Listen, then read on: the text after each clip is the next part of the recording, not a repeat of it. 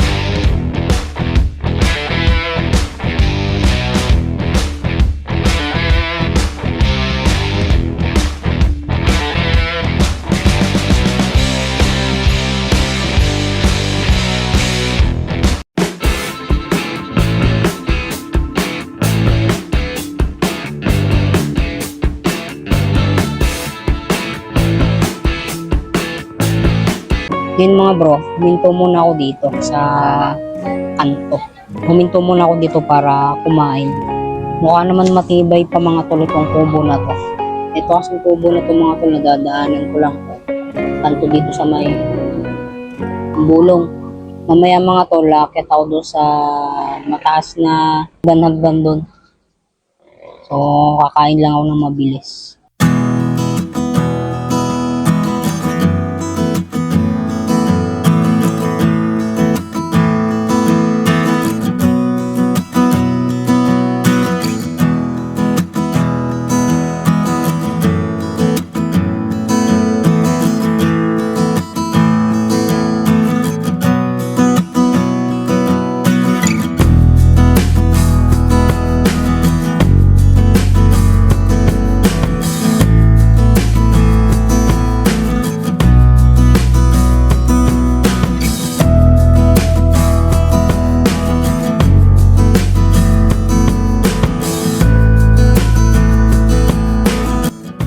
10 minutes later.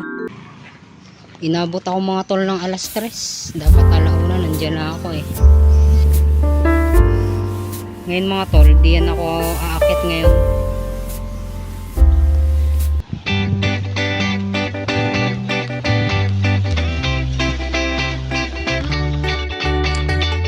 Medyo mataas-taas din to mga tol.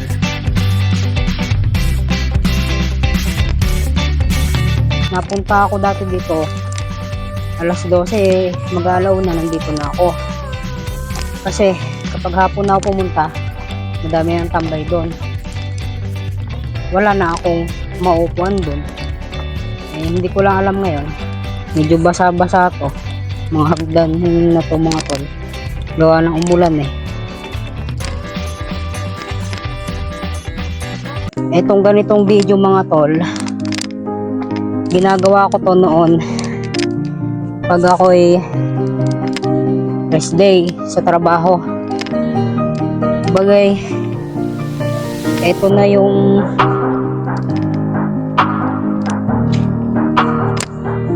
pinaka-relax kong ginagawa. Nakakit na ako dito mga tol. Yan.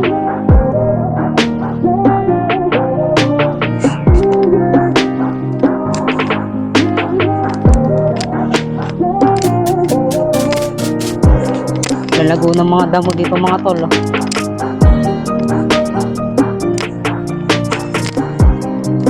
Una-una kaming umakyat dito ng mga kaibigan ko. Pandemic pa yun. Ngayon 2024 na. Last year nagpunta rin ako dito mga tol para mag-vlog din dito at tumambay.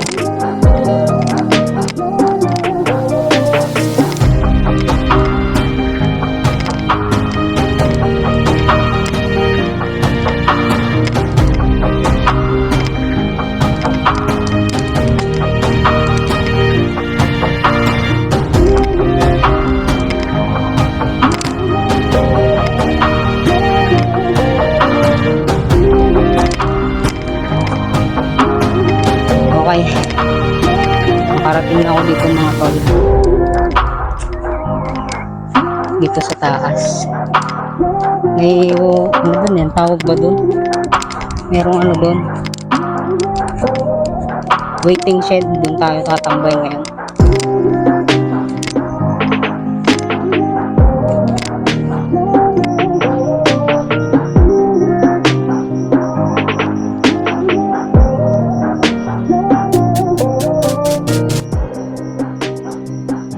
Sarap dito tumambay mga tol. Malamig ang simoy ng hangin.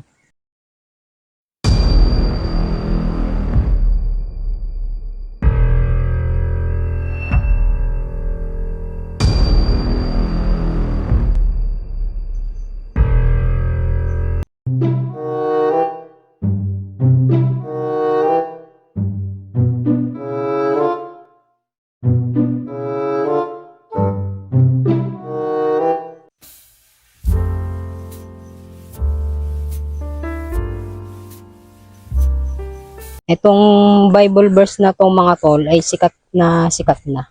Proverbs 3:5-6. Magtiwala ka ng buong puso sa Panginoong Diyos at huwag kang mananangan sa sariling karunungan.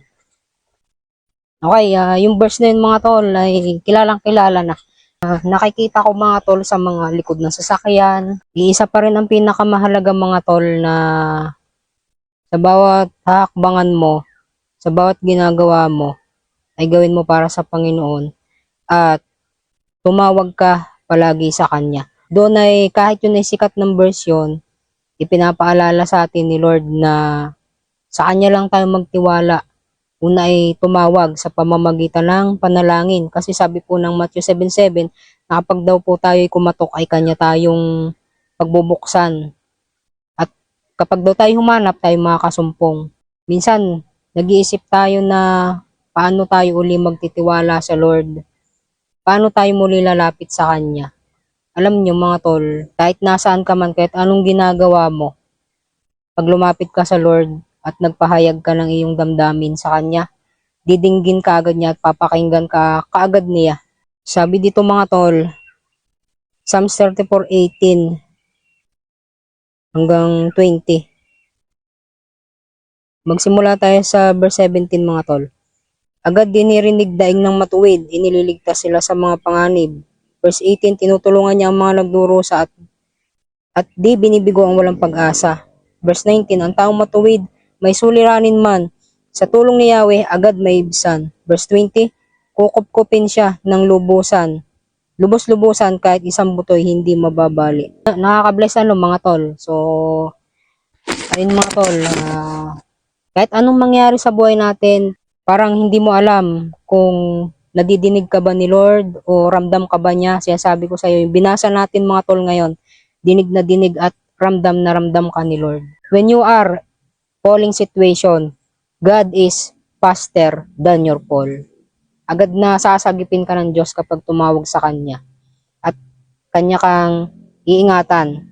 Kasi sabi ng Lord sa Deuteronomy 31:6, we will never leave you nor forsake you. Hindi kita iiwan ni pababayaan man. So, like, kinausap sila ni Lord at sabi, pumalaot kayo uli. So, sabi ni Simon Pedro, magdamag na po kami na nagpagod. Wala po kaming nahuli.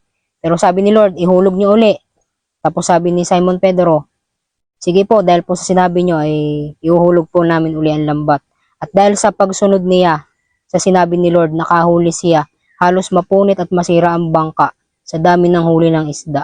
Pag sinunod pala natin si Lord, no, nandoon yung kanyang pagpapala ay raragasa.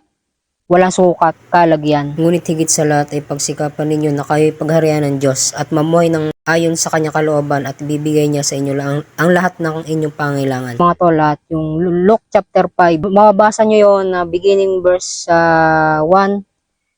Mababasa nyo yung story na yun mga tol, at may matututunan kayo doon. Ayun nga mga tol, gaya nga nasabi ko, nung sumunod si Simon Pedro sa sinabi ni Lord, halos mapunit at masira yung lambat sa daming pagpapala, sa dami nilang nahuling isda. Kaya ayun mga tol, magtiwala tayo kay Lord, sumunod tayo sa Kanya, Hindi niya tayo bibiguin. Ngayon ay pauwi na ako ngayon na tatambay muna ako dun sa baba. Naway meron po kayo natutunan sa mga sinabi ko. Panghawakan niyo po yon, Matthew 6:33 at Luke chapter 5. Okay, kahit anong mangyari, kahit nararamdaman mo na parang hindi mo ramdam si Lord, nagkakamali ka, ramdam ka niya. Si Lord, yung mga pinagdaanan natin, na pagdaanan din niya yon nung siya ay bumaba dito sa lupa.